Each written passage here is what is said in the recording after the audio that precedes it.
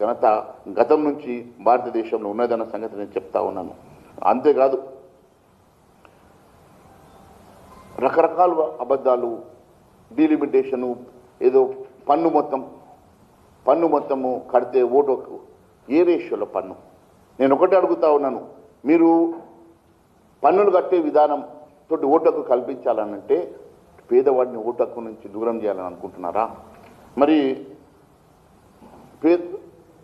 చెప్పిన ఇది పేదవారిని ఓటక్కును కల్పించాలి, పేదవారికి ఓటక్కుని మీరు దూరం చేయాలన్న ఆలోచన విధానం అనేది మీ విధానం ఏందని అడుగుతా ఉన్నాను. అంతేకాదు ఈరోజు నేను ఒకటే చెప్తా ఉన్నాను, ఇప్పుడే మిత్రుడు చెప్తా ఉన్నాడు 83 అమెండ్మెంట్ అని. 84 amendment 84 was been drawn by Bharatiya Janata Party then Vajpayee.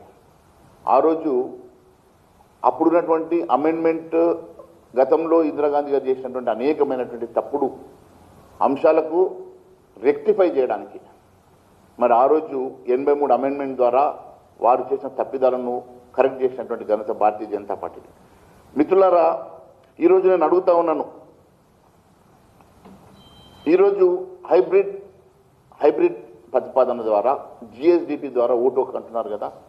అంటే జిఎస్డిపి ద్వారా ఓటు హక్కు కల్పించాలని ఆలోచన చేసేటువంటి రేవంత్ రెడ్డి గారు అంటే రెవెన్యూ కట్టని ప్రాంతాల్లో మీరు ఓటు హక్కు లేకుండా అక్కడ డీలిమిటేషన్ ద్వారా సీట్లు పెరగకుండా రిప్రజెంటేషన్ తగ్గించాలన్న ఆలోచన ఇది ఎవరి ఆలోచన అని అడుగుతా ఉన్నాను.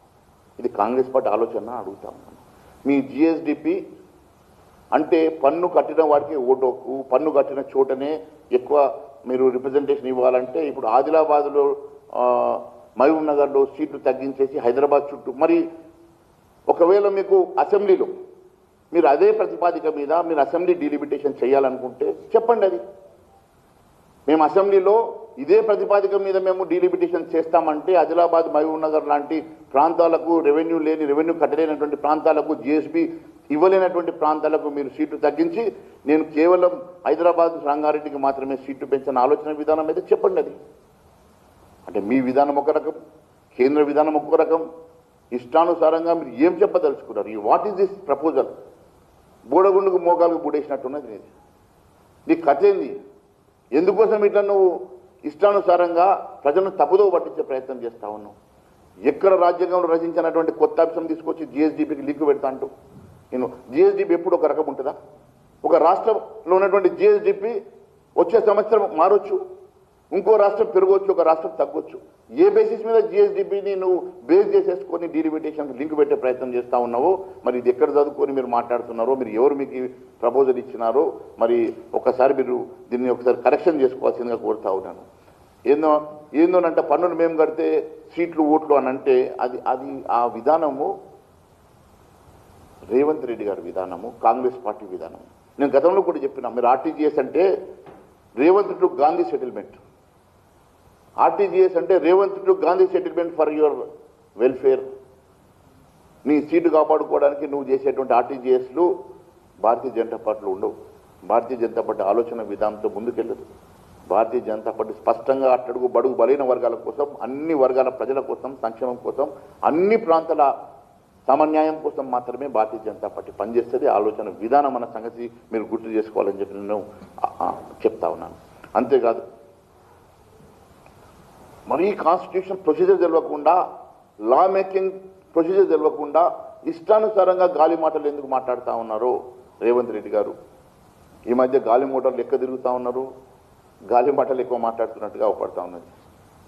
మీరు మాట్లాడేటువంటి ఈ రాజ్యాంగబద్ధంగా మీరు మాట్లాడాల్సినటువంటి వ్యక్తి ఈరోజు ఎలాంటి బేస్లెస్ స్టేట్మెంట్స్ ఇవ్వడం వల్ల మీ స్థాయికి అది తగదు.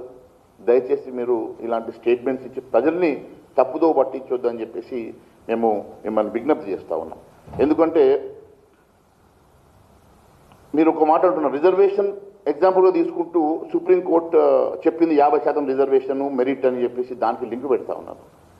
నేను ఒకటి అడుగుతాను, the article 330 and 332 of Indian constitution clearly defines the SC ST proportional population ప్రకారమే బేస్డ్గానే డీలిమిటేషన్ జరగాలని చాలా స్పష్టంగా రాజ్యాంగం చెప్తా ఉంటే ఎస్సీ ఎస్టీ పాపులేషన్ని బేస్ చేసుకోకుండా మీరు ఆర్టికల్ 330కి 332కు విరుద్ధంగా ఇష్టానుసారంగా మీరు ఏదో సుప్రీంకోర్టు అని అదని మాట్లాడుతూ ఉన్నారు. అసలు దానికి లింకే లేదు. మీరు మాట్లాడే మెరిట్కి మీరు ఇక్కడ చెప్పేటువంటి డీలిమిటేషన్కి ఏమన్నా లింక్ కానీ ఏదన్నా ఒక మరి కనీసం ఒక బేస్ కానీ లేకుండా మీరు మాట్లాడడం చాలా బాధాకరం అని చెప్పి తెలియజేస్తా ఉన్నాను.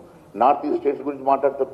నార్త్ ఈస్ట్ స్టేట్స్ని పూర్తిగా గాలి కుదిరేసి మీరు నార్త్ ఈస్ట్ స్టేట్స్ని ఏ రోజు కూడా మీరు పట్టించుకున్నటువంటి కాంగ్రెస్ ప్రభుత్వంలో ఈరోజు భారతీయ జనతా పార్టీ వచ్చిన తర్వాత మినిస్ట్రీ ఆఫ్ డోనర్స్ అని ఒక శాఖను క్రియేట్ చేసి దానికి కిషన్ రెడ్డి గారిని మంత్రిగా అపాయింట్ చేసి ఆ ప్రాంత అభివృద్ధి కోసం అనేక వేల కోట్ల రూపాయలు ఆ ప్రాంతంలో ఖర్చు పెట్టి ఆ ప్రాంత అభివృద్ధికి దోహదపడింది భారతీయ జనతా పార్టీ. కాబట్టి ఆ రోజు భారతీయ జనతా పార్టీ ఆ ప్రాంతం అంతా గెలిచి జెండా కాషాయ జెండా ఎగిరేస్తే ఈరోజు పూర్తిగా కాంగ్రెస్ పార్టీ తుడిచిపెట్టకపోయిందన్న సంగతి దయచేసి గుర్తు చేసుకొని మాట్లాడాలని చెప్పి నేను కోరుతా ఉన్నాను.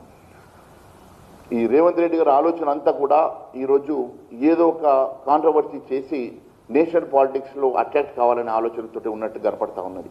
కాబట్టి సౌత్కి అన్యాయం చేసి నార్త్కి ఇండైరెక్ట్గా ఫేవర్ చేస్తున్నట్టు మాట్లాడి నీవు నేషనల్ కాంగ్రెస్ ప్రెసిడెంట్గా కుర్చీ మీద కన్నేసి చేస్తున్నటువంటి ఒక జగన్ నాటకం ప్రజలు గమనిస్తున్న సంగతి కూడా నేను మరొకసారి తెలియజేస్తా ఉన్నాను.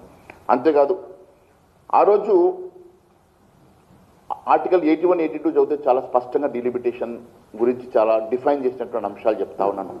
ఆ రోజు 42nd అమెండ్మెంట్ ఇందిరాగాంధీ గారు తీసుకొచ్చి ఆ 42nd అమెండ్మెంట్లో జ్యుడిషియల్ రివ్యూని తక్కువ చేసి కోర్టుని కంట్రోల్ చేసిన సంగతి గుర్తు చేస్తా ఉన్నాను. ఫండమెంటల్ రైట్స్ని పూర్తిగా కాలరాసినటువంటి సంగతి నేను గుర్తు చేస్తా ఉన్నాను. ఆ 42nd అమెండ్మెంట్లో ఫెడరల్ స్ఫూర్తిని పూర్తిగా నెగ్లెక్ట్ చేసేసి ఆ రోజు ఉన్నటువంటి అనేకమైనటువంటి చట్టాలను మరి కేంద్రంతో లింక్ చేసి మరి అక్కడ ఉన్నటువంటి వారికి ఉన్నటువంటి హక్కుని కాలరాసినటువంటి సంగతి నేను గుర్తు చేస్తా ఉన్నాను. అలాంటి 42nd అమెండ్మెంట్కి మరి వ్యతిరేకంగా ఆ రోజు మరి 84th అమెండ్మెంట్ తీసుకొచ్చింది వాజ్పేయి గారు.